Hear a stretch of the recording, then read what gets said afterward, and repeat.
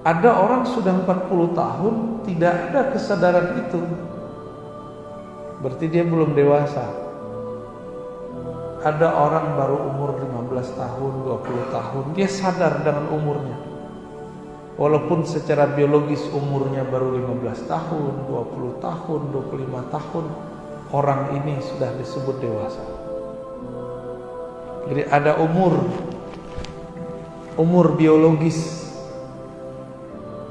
arba'ina sana, 40 tahun.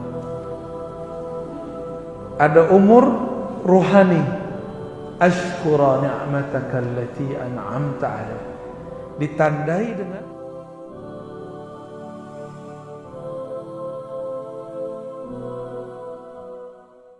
Untuk teman-teman yang menonton kajian ini, jangan lupa bersalawat kepada Nabi kita Rasulullah Muhammad SAW. Allahumma salli ala Muhammad wa ala ali Muhammad. falamma balagha ashuddahu, ketika sudah sampai dia baligh atau balagh sampai kepada arba'ina sana, 40 tahun.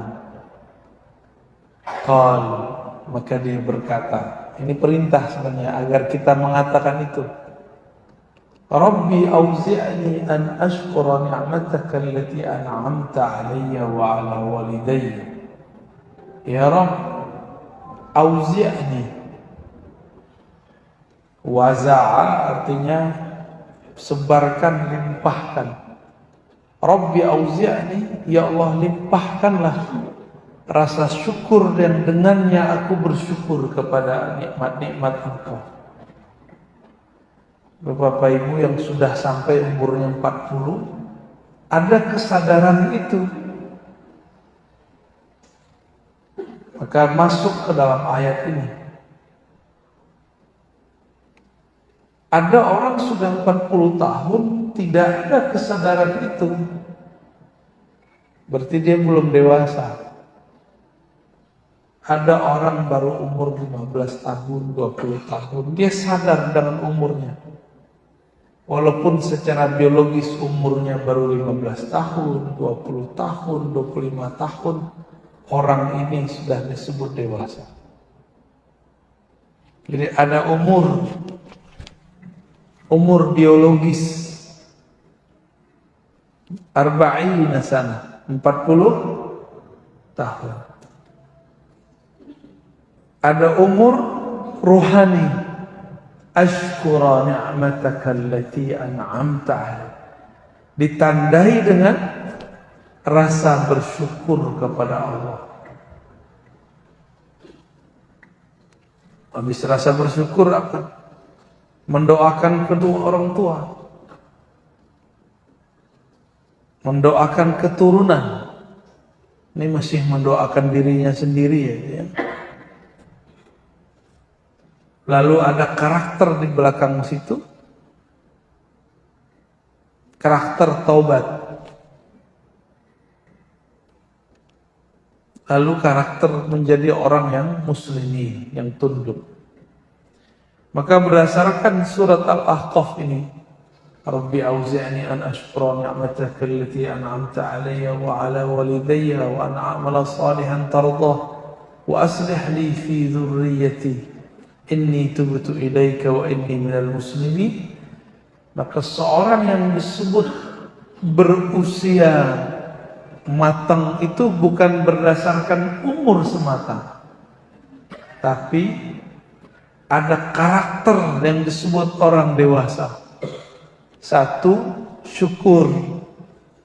2, suka mendoakan kebaikan untuk diri, keturunan, orang tua. Yang berikutnya, suka bertaubat.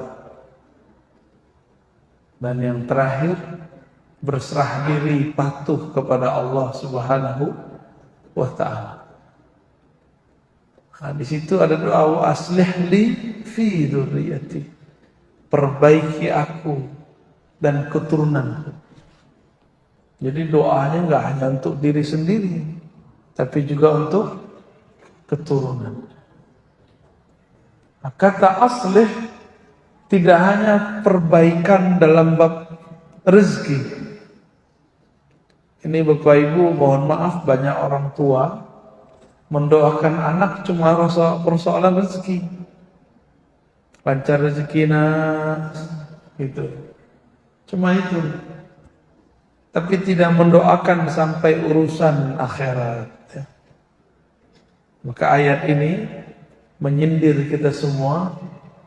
Apakah kita sudah benar-benar dewasa atau masih berpikir seperti anak remaja? Udah lewat 40 masih hura-hura, gak jelas, ngumpul-ngumpul, gak jelas. Ya. Belum ada karakter kedewasaan. Di dalam surat Yasin, wa man nu'ammirhu nunaqqishu fil khalq. Ya. Sering dibaca itu ya. Siapa yang kami panjangkan umurnya, maka kami kembalikan penciptaannya.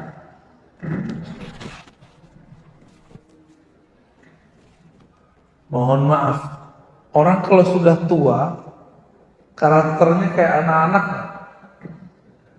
Iya. Tapi giginya ompong ya. Anak kecil giginya belum tumbuh, lucu. Kalau udah tua, keriput, ya. Udah sepuh. Kalau anak kecil ngompol, lucu. Tapi kalau udah gede, ngompol nggak lucu. Tapi itulah faktanya. Wa man nu'ammirhu nunaqqishu fil khalq. Orang yang kami panjangkan umurnya, maka dikembalikan karakternya seperti anak kecil. Gampang sedih, ya, gampang tersinggung, ya, manja, cari perhatian. Nah, jika ini terjadi pada keluarga kita, orang tua kita, atau siapapun, itu secara harfiah normal. Emang begitu. Memang harus terjadi apa? Orang udah tua, kembali karakternya. Nah, Bapak Ibu yang dimuliakan Allah, apabila di keluarga kita ada ayah, ibu yang kemudian jadi rewel, ya, kayak bayi, tapi nggak lucu kan? Orang tua rewel, lucu nggak? Orang tua pengen perhatian. Kenapa nggak lucu bagi kita? Karena kita belum merasa tua, belum jadi tua. Coba kalau kita seumur beliau, apa yang terjadi? Kita nyesel dulu tidak memberikan perhatian kepada orang tua.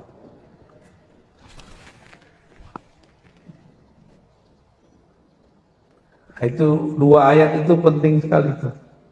Dalam hadis Nabi dikatakan, umru ummati baina sittin ila sab'in wa qalilun man yatajawaz dzalik. Umur umatku enggak jauh-jauh dari 60 sampai 70 tahun.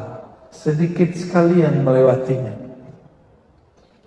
Salah satu guru kami di Cibarusah, Bogor, ya, masuk Bekasi sekarang, umurnya 120 tahun kalau nggak salah wafatnya. Syekh Abdul Haq Hamidi, dulu ngajinya di Mekah. Diperkirakan beliau itu lahir tahun 1900 atau 1901, sekitar itu. Itu masih dijajah ya? Benar? Masih dijajah nggak Indonesia? Belum ada nama Indonesia. Beliau sudah ke Mekah tuh, ya, tahun-tahun awal itu. Tapi orang datang ke beliau minta doa, minta diajarkan zikir. Itu yang tersisa, badan sudah sepuh, sudah lemah. Tapi setiap saat, setiap hari orang datang minta diajarkan zikir, diijazahkan zikir. Salah satu yang beliau ijazahkan itu kitab Dalailul Khairat, kumpulan sholawat. Umur 119 tidak, akal sehatnya itu nggak hilang. Ini kadang ada orang baru umur 40 sudah oleng, ya. Baru di PHK udah hilang akal. Itu kiai nggak pernah jadi karyawan, nggak pernah stres tuh, ya. Kenapa dia tidak pernah stres? Karena tidak pernah menggantungkan kalbunya kecuali kepada Allah Subhanahu wa ta'ala. Bapak Ibu, bagi yang akan menyongsong 40 tahun atau yang sudah 40 tahun, maka harus berubah cara berpikirnya. Dari berpikir materialis menjadi kerohanian. Syukur itu bukan dari masalah fulus saja. Nabi mengatakan, nikmat terbaik yang kamu minta adalah al-afiyah, sehat. Coba, udah lihat belum teman kita duitnya banyak, penyakitnya banyak, habis gak duitnya? Habis. Udah lihat belum orang biasa, sedang mungkin rezekinya nggak bagus, tapi dia sehat. Banyak orang begitu. Sebenarnya orang-orang yang sehat itu dia dapat kekayaan lain, yaitu kesehatan. Dan faragh, kelapangan waktu, nggak sibuk, banyak waktu dengan keluarga. Bagi saya, waktu yang banyak bersama keluarga itu bagian dari kekayaan. Benar nggak? Yang dulu pernah sibuk, pernah lama di luar rumah,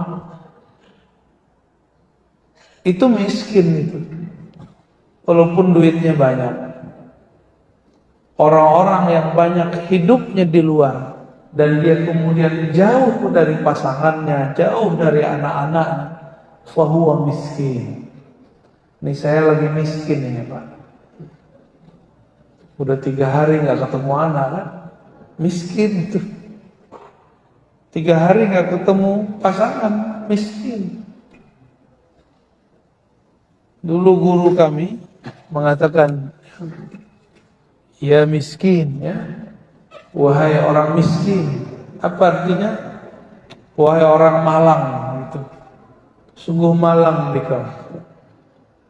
Punya duit tapi jauh dari istri. Punya duit tapi jauh dari anak.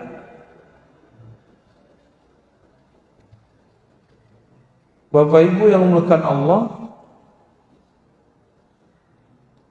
ukuran kita kaya itu selalu duit. Akhirnya kita sibuk di luar, ya, sibuk kemudian mengurusi hal-hal yang menurut kita bisa membahagiakan mereka. Padahal anak-anak itu belum tentu bahagia kalau kita lama-lama di luar, ya.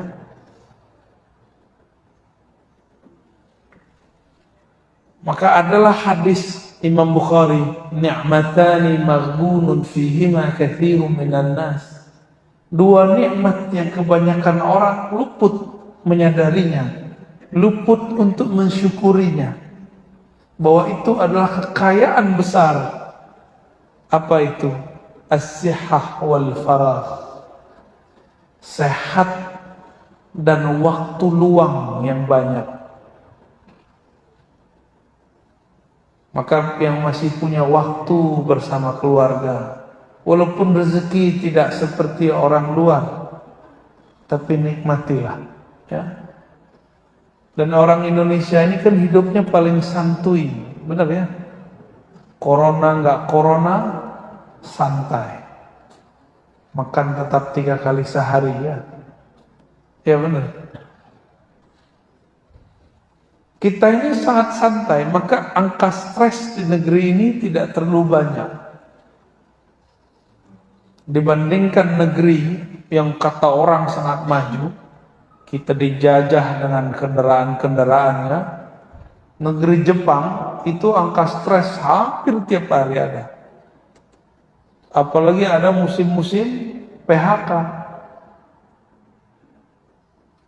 Di sana orang bilang gaji 20 juta itu paling kecil. Ya iya, biaya hidupnya kan besar. 20 juta sama kayak kita gaji 2 juta di sini. Bayar apartemen, bayar pajak, bayar ini, kendaraan. Kendaraan, mereka bikin kendaraan untuk kita yang menikmati orang Indonesia. Mereka naik apa, Pak? Naik kereta. Kereta api. Bukan kereta api juga ya, kayak komuter lain. Kalau di Jakarta kayak MRT, habis hidup di situ. Berangkat, bahkan banyak yang tertidur lagi berdiri. Tuntutan kerja sangat banyak. Orang Indonesia masuk kerja jam 8, telat jam 9 pun boleh. Ya. Nikmat jadi orang Indonesia itu. Ini yang Nabi singgung. Nabi lagi ngomongin orang Indonesia kali ya. Ni'matani, 2 nikmat besar yang kalian tidak pernah sadari, syukuri. Sehat dan faragh, waktu yang luang. Kita nggak syukuri itu. Orang Cina Pak bangun Abu Dhabi. Ya, orang Abu Dhabi-nya ngongkang-ngongkang kaki ya. Ya. Mereka dapat dana. Tuh kalau bapak mau kawin tuh di sana, mau nikah, dapat dana dari pemerintah. Mau kawin lagi, dapat lagi dari pemerintah. Yang kerja, yang bangun siapa? Orang Taiwan, orang Cina, orang Jepang. Mereka tender-tenderan. Orang Arabnya pakai gamis aja tiap hari. Kita kira pakai gamis Islami. Saya bacain assalamualaikum gak dijawab Pak. Ngetes di imigrasi di luar, gak ada Islami. Maka baju begini bukan baju Islami. Ini kebetulan guru saya pernah pakai baju putih begini, gamis. Maka saya menganggap ini baju guru saya. Banyak kok yang pakai gamis putih, pakai udeng-udeng, pakai kerudung. Dibaca assalamualaikum nggak jawab, songongnya bukan main. Assalamualaikum, gitu aja. Sibuk di situ mereka. Dulu orang Saudi hidup santai. Sebelum pandemi, sempat orang-orang yang hidup santai itu dipaksa bekerja. Caranya gimana? Orang Indonesia yang dulu jadi sopir, jadi karyawan, dipulangkan. Cowok-cowok dipulangkan, laki-laki itu.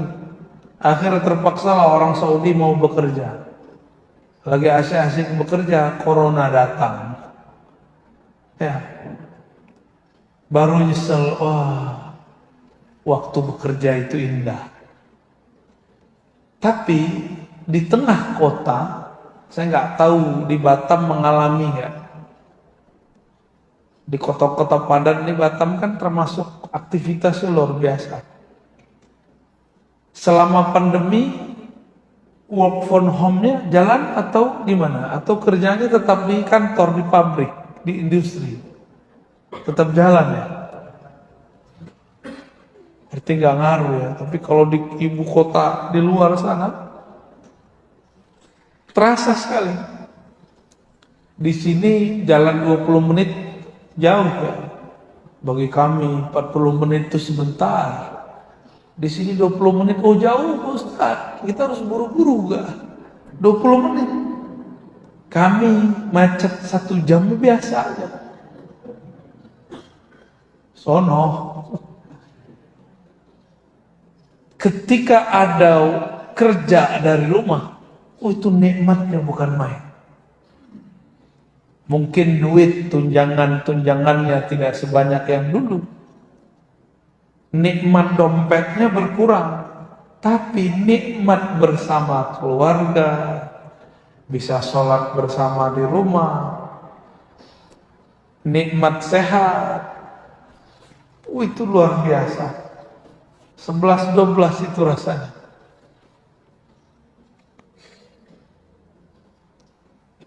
Nah, inilah hadis ini yang jarang disadari orang. Kita bacakan ulang di sini. 2 nikmat yang jarang disyukuri.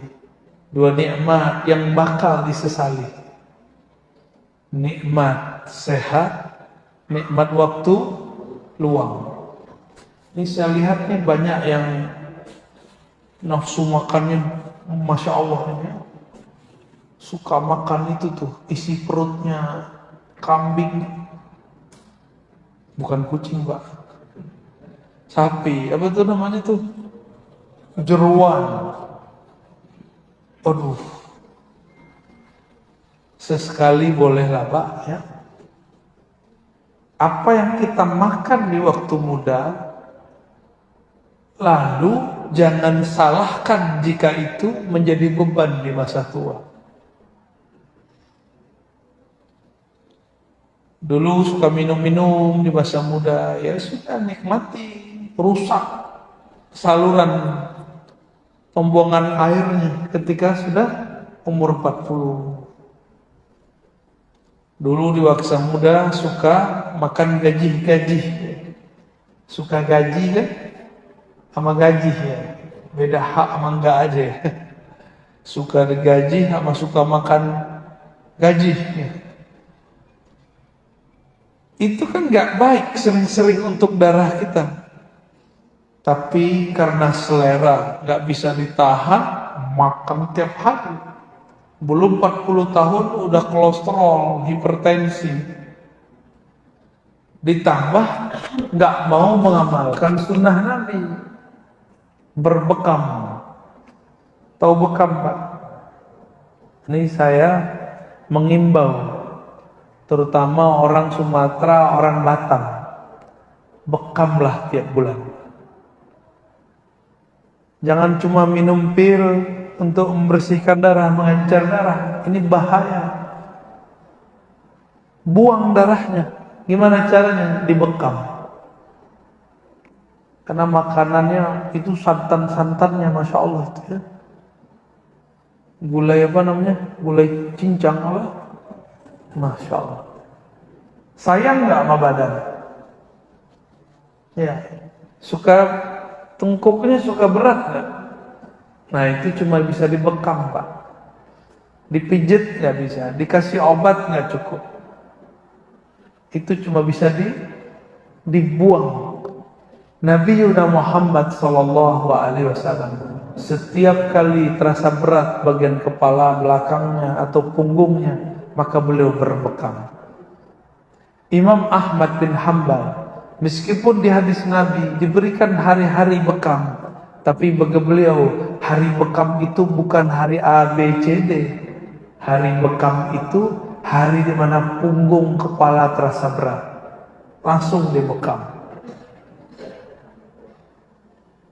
Jadi Nabi mengatakan, alaikum bisyifa'ain, hendaklah kamu berobat dengan cara 2 hal.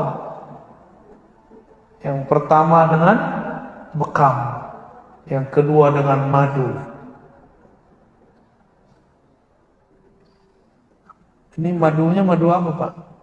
Madu yang asli apa palsu? Madu yang kalau dibawa pulang ibu-ibu marah ya. Pahit kalau itu bikin kepala tambah pusing gitu ya.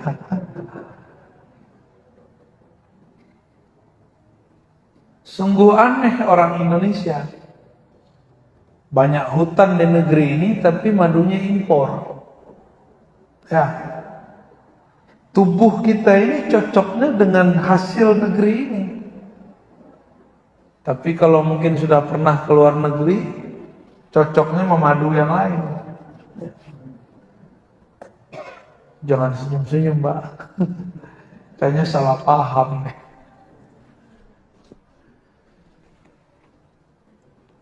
Kepada kawan-kawan saya, sahabat-sahabat, adinda-adinda yang masih muda, mulailah makan yang sehat. Mulailah kalau setiap bulan itu bekam. Kami kawan-kawan di Ribat yang ikut majelis, itu semuanya wajib dibekam. Mau laki, perempuan, ikhwan, akhwat, bekam, wajib. Kenapa? Ternyata Rasulullah SAW ketika Mi'raj, Jibril pernah mengatakan, "Hai Muhammad, sampaikan kepada umatmu agar mereka berbekam." Maka Imam Ibnu Qayyim menyebut bekam itu pengobatan langit. Asy-syifa as-samawi, pengobatan dari langit. Ya, coba aja Pak, ya. Kepala berat, dibekam, beres tuh. Tapi kalau beratnya di sini, nggak bisa dibekam Pak. Kalau di sini, itu sakunya harus diisi itu kayaknya. Tapi kalau di belakang sini yang berat, saku tebal, saku tipis, dikeluarin aja pakai alat bekam. Nah, coba dirutinkan dari sekarang. Rasakan nanti kalau umur 40 atau yang sudah di atas 40, rasakan tiap hari, tiap bulan. Punggung kita terasa tidak capek. Ya. Ayahanda saya umur 66-67 mau vaksin, biasa orang Padang Pak, orang Minang suka teh talua, suka rendang, suka gazebo. Karena suka gazebo jadi nggak jelas. Itu tensinya 220. Mau vaksin diizinin nggak sama dokter? Dokter bilang pulang lah Pak. Pulang. Ingat, saya bilang tiap bulan Pak. Tiap bulan ngapain? Dibekam. Maka dibekamlah beliau hari itu. Besok datang lagi. Langsung turun normal seperti orang biasa. 120, 130. Dibekam kan dipijit dulu. Dibuang dulu darahnya. Dikasih obat nggak turun, tapi kalau dibekam turun. Ajib tuh, luar biasa tuh. Jadi mau kita divaksin berapa kali nggak apa-apa Pak, yang penting rajin dibekam, kan keluar lagi darahnya. Kata orang beberapa vaksin itu bikin beku darah, tenang aja. Ada pengobatan ala Nabi Muhammad sallallahu alaihi wasallam. Bapak Ibu yang dimuliakan Allah, satu kali ada dua jenis orang datang ke Nabi musim puasa. Yang satu orang yang sudah sepuh datang, "Ya Rasulullah, bolehkah aku jika berpuasa lalu peluk-peluk istriku, bermesraan dengan istriku?" Kata Nabi, "Naam, boleh." Datanglah anak muda baru menikah, minta izin, "Ya Rasulullah, bolehkah aku bermesraan dengan istriku?" Nabi bilang, "Lah, nggak boleh." Oh, ternyata yang ini darahnya sudah lemah, yang ini darahnya masih strong. Kalau kenapa nanti kan gawat ya. Harus bayar kafarah. puasa 2 bulan berturut-turut, atau cari budak. Zaman sekarang mau cari budak kemana? Atau ngasih makan 60 orang miskin. Namanya kafarah, menebus kesalahan. Berarti memang ada persoalan di darah itu, Bapak Ibu ya.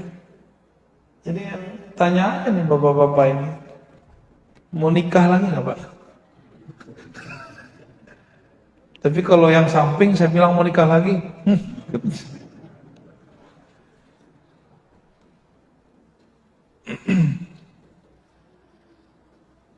Nabi Shallallahu Alaihi Wasallam mengisahkan kepada kita bahwa Nabi Isa ketika diangkat umurnya sekitar 32 atau 33 tahun.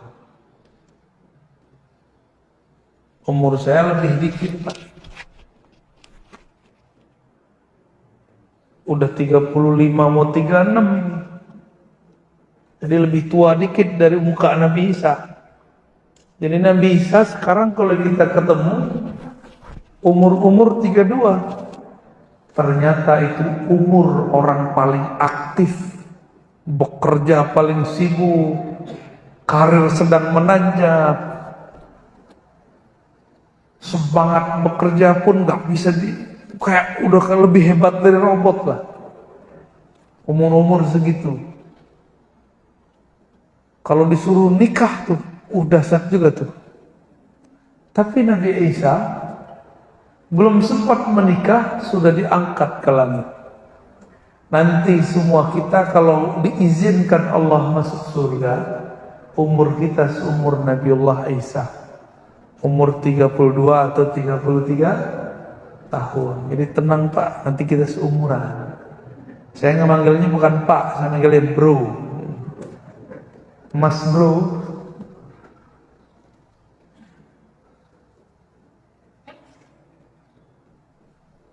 Satu laki-laki di bumi boleh menikahi 4 istri, benar nggak? Di akhirat, jangankan 4 istri, 1000 istri aja boleh. Tenang Bu, nggak ada di situ cemburu, nggak ada. Cemburu nggak laku, yang cemburu nggak masuk surga. Nggak ada cemburu di sono. Di sono, maka mumpung masih boleh cemburu aja di sini. Ya Bu ya. Laki-laki diberikan kekuatan 1 orang 100 laki-laki biasa, bahkan 200 laki-laki biasa. Kalau 1 laki-laki boleh nikah dengan 4 kali kan? Nanti Pak sabar. Kalau sekarang semangat kuat, badan tak kuat.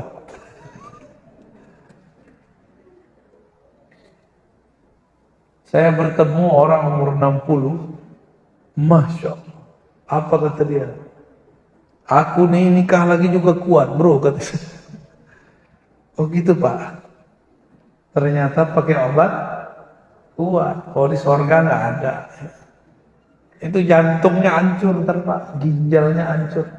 Pernah dengar nggak orang, mohon maaf, lagi asik-asikan melakukan hubungan spesial dengan yang aja lah tahu pasangannya apa bukan? Mati. Karena minum obat kuat. Gak usah, bekam aja ya. Percaya mas saya. Bekam aja, badannya sehat. Badan sehat, darah mengalir. Insya Allah laki-laki ini, mohon maaf ibu-ibu ya, laki-laki ini nggak ada menopausnya. Menopausnya kalau stroke aja. Stroke full, kalau stroke ringan masih kuat.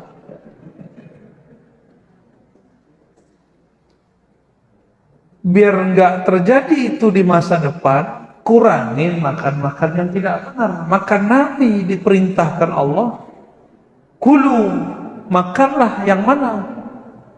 Yang halal dan thayyib.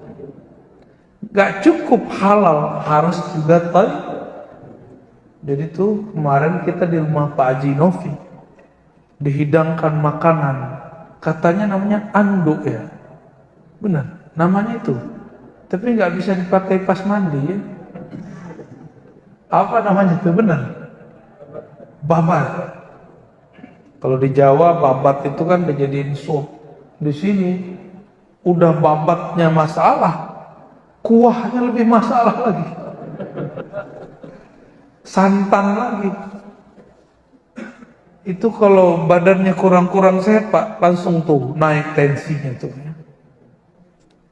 Nggak thayyib. Maka coba dengar kata dokter, Pak, jangan makan ini. Tapi biasanya kalau dokter yang ngomong Bapak Ibu terima ya. Kalau ustadz ngomong terima nggak? Hah? Allah mengatakan kalau makan yang halalan, thayyiban, jangan cuma halal, thayyib juga. Kerupuk gede, segede ini kerupuk, bener gak? Pas digigit kempes, masukin celupin ke kuah kempes, dia halal, tapi jangan banyak-banyak ya. Saya mau tanya, ini kalau ada dokter, nasi itu thayyib nggak dimakan sering-sering? Ternyata 1 sendok nasi kita, bukan nasi biryani, nasi kita ini glukosanya tinggi. 1 sendok nasi sama dengan 1 sendok gula.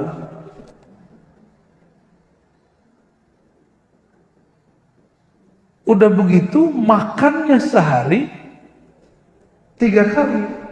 Nabi SAW makan cuma 2 kali sehari. Paginya sarapan Rasulullah pakai kurma. Kita nggak mesti ngikut kurma Pak. Mungkin pisang, ya, mungkin buah. Tinggal disesuaikan dengan tubuh kita. Bapak Ibu ini kalau ada kurma kan jadi kue, hidangan ya. Silakan dimakan Ustaz. Udah kayak kue. Apalagi ada kurma ajwa. Kurma yang secara fisiknya tidak enak, tapi secara thayyibnya sangat enak. Itu cocok tuh Bapak Ibu yang sudah nabung gula bertahun-tahun ya. Kurangi nasinya, makan itu. Kurma ajwa. Tidak semua kurma juga baik. Ada kurma yang gulanya bahkan lebih dahsyat daripada nasi. Apa tuh namanya? Sukari ya? Dia halal tapi tidak thayyib.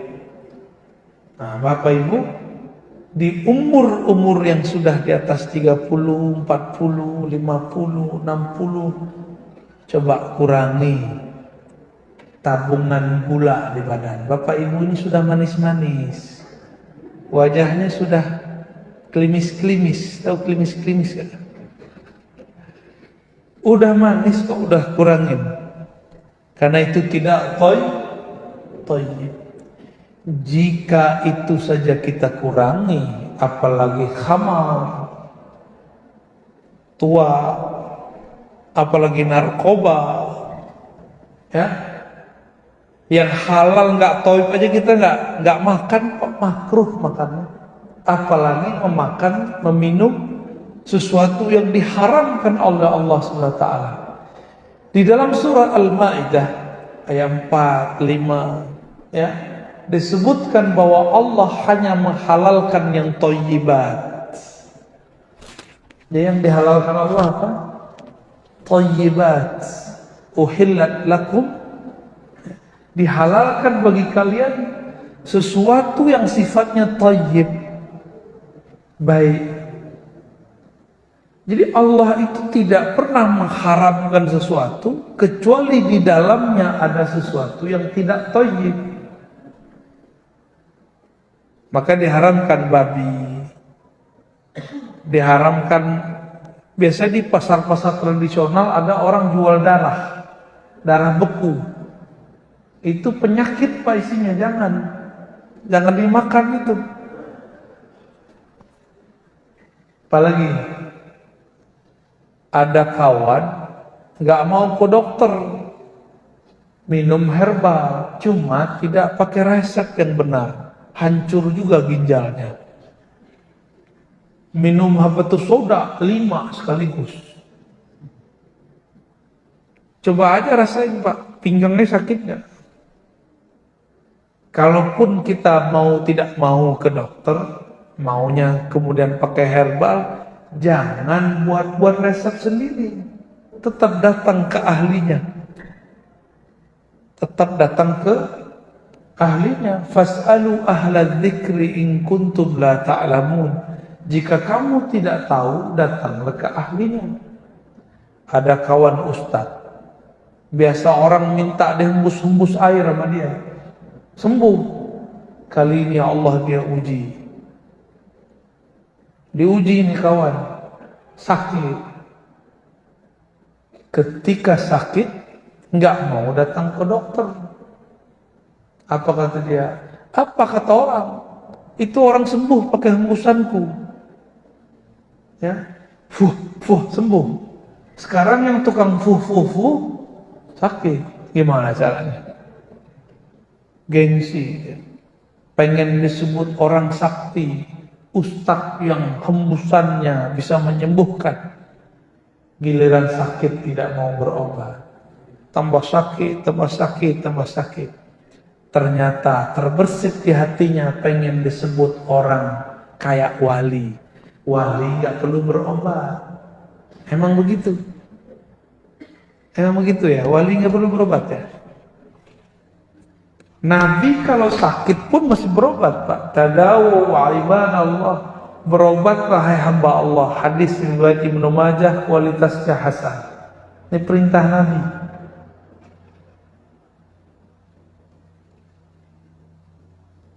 Inilah yang dikatakan dalam Al-Hikam Ibnu Athaillah As-Sakandari. Ada namanya syahwat yang zahir, ada syahwat yang tersembunyi. Syahwat yang zahir, mata suka melihat yang cantik-cantik, yang gagah-gagah. Telinga senang mendengarkan aib. Mulut ini suka ngomong, ya begitulah. Lidah ini suka makan yang enak. Itu syahwat zahir. Badan, tangan, itu semuanya suka syahwat yang zahir. Keinginan zahir. Ternyata ada namanya keinginan yang tersembunyi. Syahwat tersembunyi. Ingin disebut mengamalkan sunnah. Maka dia minum herbal aja, gak mau ke dokter. Padahal kalau Nabi hidup hari ini, kira-kira Nabi membolehkan nggak ikut kedokteran? Ikut para dokter, boleh nggak? Gimana ayo kira-kira? Saya mau cek Pak. Ada yang ngerti sejarah bekam nggak?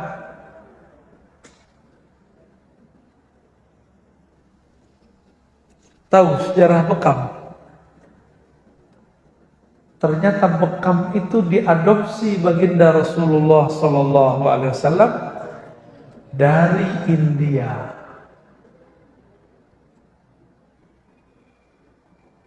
Gimana kira-kira? Nabi Muhammad SAW menganjurkan orang mengkonsumsi kis atau kistul hindi. Hindi artinya apa? India. Tapi Hindi ini juga berarti negeri Nusantara. Karena Indonesia dulu disebut India Belanda atau India Timur. Saya cek di kitab-kitab jadul, kitab-kitab lama, negeri kita ini disebut dengan Al-Hind Al-Aqsa. Oleh Syekh Abdul Ghani An-Nabulsi disebut Aqsal Hind. India apa istilahnya? India ujung, India udik. Nah ini kita nih. Bedanya sama India he, hidungnya mancung ke dalam. Ya, bener ya? Paling cuma beberapa yang hidungnya mancung keluar nih ya. Ya. Udah begitu ditutup lagi pakai masker, ya tambah hilang.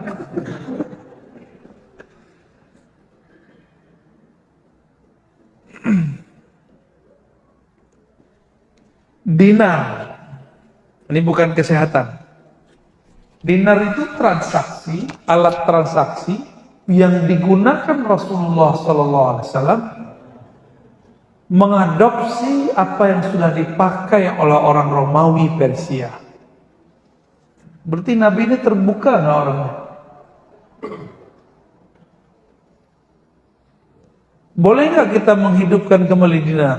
Boleh. Tapi sekarang udah ada alat tukar baru. Di Indonesia ada rupiah, di luar sana ada dolar, ada euro, bahkan sudah ada nama macam-macam ya. Ini masih dikaji banyak ulama nih, kripto. Ya, ada kan? Saham kripto ini ulama kita lagi berdebat ini hukumnya apa ini. Ya. Kalau saya punya pandangan sendiri, tapi saya nggak boleh sampaikan di depan umum ya. Saham di zaman Rasul nggak ada, tapi Rasulullah SAW dulu mengadopsi dari luar. Kira-kira Nabi ini canggih nggak? Canggih nggak Bapak Ibu? Bapak Ibu ini pakai baju buatan mana ini? Model apa itu Pak? Model Cino. Cuma sudah dibuat di Bandung, ya, dibuat di Tasik, nyampe ke Batam. Nabi SAW pakai jubah Bahrain, pakai jubah Rum, jubah Romawi, pakai jubah Ethiopia, jubah Yaman. Nabi ini orangnya fleksibel. Ini katanya ikut sunnah, bajunya lusuh. Enggak, Rasulullah itu bajunya berganti-ganti, bagus.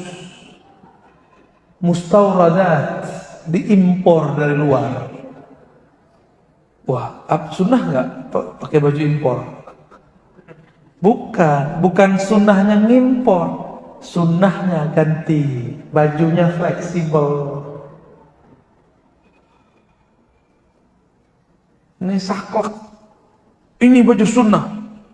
Baju sunnah itu yang menutup aurat, tidak transparan, tidak ketat, tidak buka aurat. Itu disebut baju Boleh model apa aja.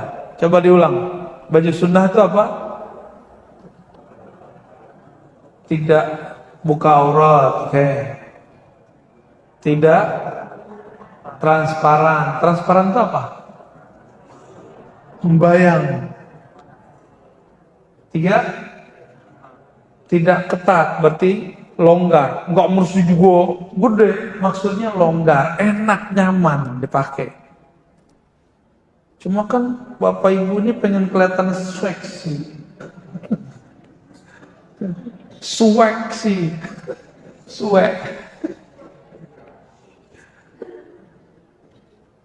Apalagi? Udah. Coba diulangi. Tidak buka aurat. Tidak transparan. Tidak ketat. Kayaknya ada yang kurang. Oh, diulang lagi deh. 4T dia, 4T. Tidak buka aurat, tidak transparan, tidak ketat. Apa yang kurang nih? Gak mahal ya. Tidak menyerupai lawan jenis, di tempat tersebut. Suatu kali ada orang pakai baju, tapi bajunya beda dengan baju orang Mekah. Saat itu Ibnu Abbas sedang hadir di kota Mekah. Kata beliau, pakailah bajunya orang Mekah, ilbas libas ahli Mekah, biar kamu nggak dipelototin orang. Di zaman itu orang Mekah bajunya belum banyak, mirip-mirip kayak sekarang. Ibu-ibu kalau datang ke sana pakai mukena dari Indonesia, pasti dipelototin sama mbak-mbak Mekah, mbak-mbak Arab. Karena baju perempuan Arab itu 3 aja, hitam, terus hitam, dan hitam lagi.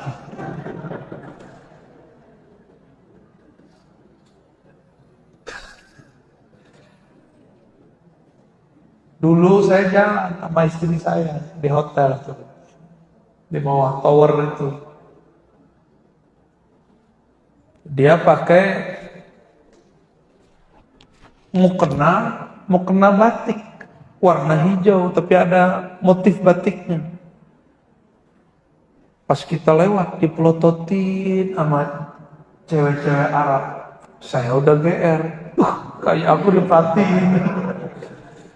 Masa hidung pesek kayak kita diperhatiin mereka kan?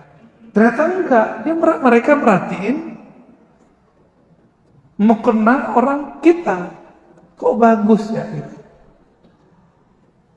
Saya baru sadar ketika kita ke Turki, orang mbak-mbak, uni-uni, ibu-ibu ini kan senangnya jilbab ala Turki. Ternyata di Turki orang senang jilbab kita, bergo, apa namanya?